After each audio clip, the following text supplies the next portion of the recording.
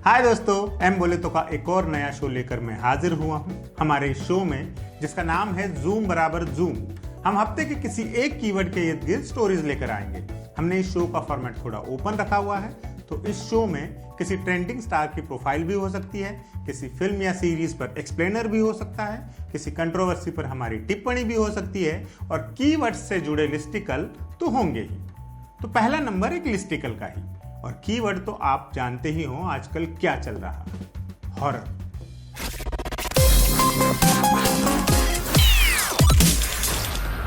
पहले मुंजा हिट हुई, फिर स्त्री 2 बम्पर कामयाब रही, उसके बाद तुम्बाड़ ने री रिलीज में तहलका मचा दिया, और अब भूल भुलैया 3 का ट्रेलर आया है, जिसमें विद्या बालन और माधुरी दीक्षित डर का डरावना डबल डोज दे रही है। वाह, ये तो कविता हो गई है। आज हमने सोचा कि ऐसी 5-7 फिल्मों की एक लिस्ट बना दी जाए जो हमें हॉरर विधा में पसंद है।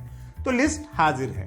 जाहिर है ये बात आप याद ही रखेंगे कि ऐसी लिस्ट सब्जेक्टिव होती है और हर एक की अपनी अपनी पसंद होती है। इस लिस्ट में मैं राज या तुम्बाड़ जैसी फिल्में नहीं ले रहा हूं, क्योंकि वो ऑब्वियस चॉइस होंगी। तो बढ़ते हैं लिस्ट की तरफ। हॉरर फिल्मों की बात चले और मुझे राम गोपाल वर्मा की रात ना याद आए, ऐसा हो ही नहीं सकता। रेवती की लाल लाल आंखों से बचपन में इतना खौफ जो खाया है। रात वो पहली हॉरर फिल्म थी जिसने कायदे से डराया था। उससे पहले जितनी भी राम से ब्रदर्स मार्का हॉरर फिल्में देखी थी, उनमें हंसी तो आई थी, लेकिन डर नहीं लगा था। रात ने इंडियन हॉरर फिल्मों का गेम रातों रात बदल के रख दिया था। 2 बातें इस फिल्म ने बड़ी मजबूती से स्थापित कर दी थी। पहली बात, हॉरर फिल्मों का मतलब सिर्फ लाउड म्यूजिक, भयानक बनावटी चेहरे और अजूब जंप स्केयर्स नहीं है।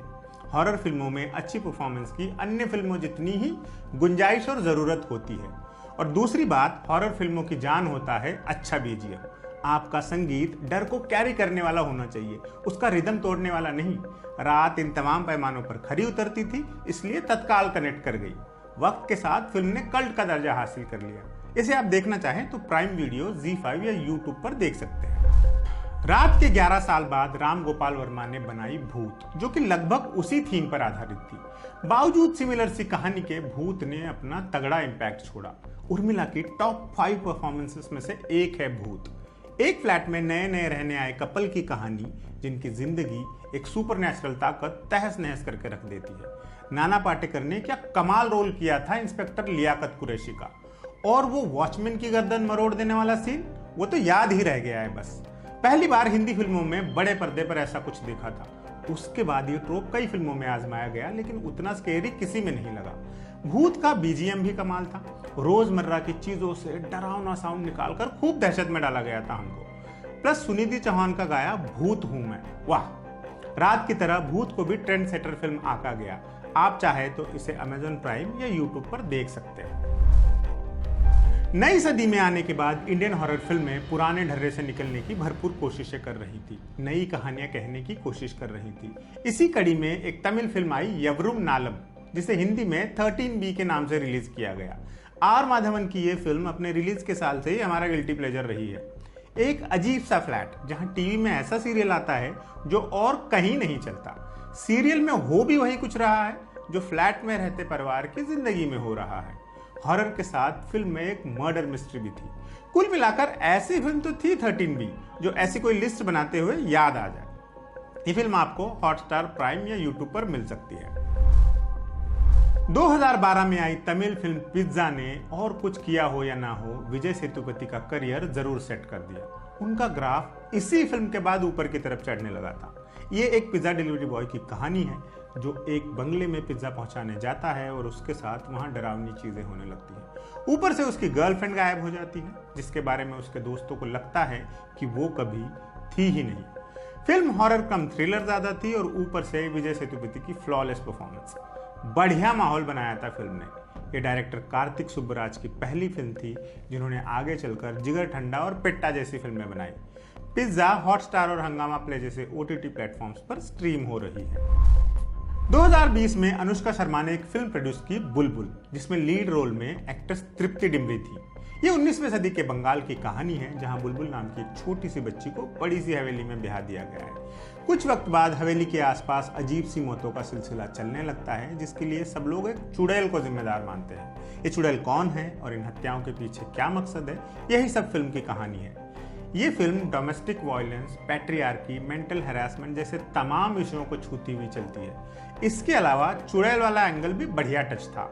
इस सेमी हॉरर फिल्म से मुझे एक ही शिकायत थी कि ये काफी छोटी थी। इस चक्कर में कुछ किरदार सही से डेवलप ही नहीं हो पाए। बावजूद इस खामी के बुलबुल देखे जाने लायक फिल्म है और इसके लिए आपको नेटफ्लिक्स पर जाना पड़ेगा। हमारी लिस्ट की अगली एंट्री एक मलयालम फिल्म है। मोहनलाल और जयाप्रदा की साल 2000 में आई देवदूतन।